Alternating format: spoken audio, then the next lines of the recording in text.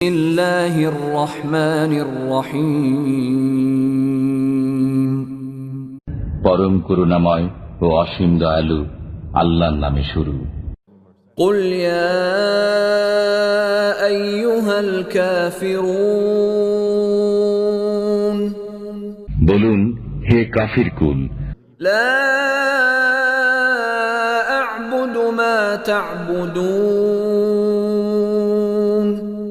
আমি ইবাদত করি না তোমরা যার ইবাদত করো, ওয়ালা আনতুম আবিদুন মা আ'বুদ, এবং তোমরাও ইবাদতকারী নও যার ইবাদত আমি করি, ওয়ালা আনা আবিদুম মা আবাদতুম, এবং আমি ইবাদতকারী নই যার ইবাদত তোমরা করো। ওয়ালা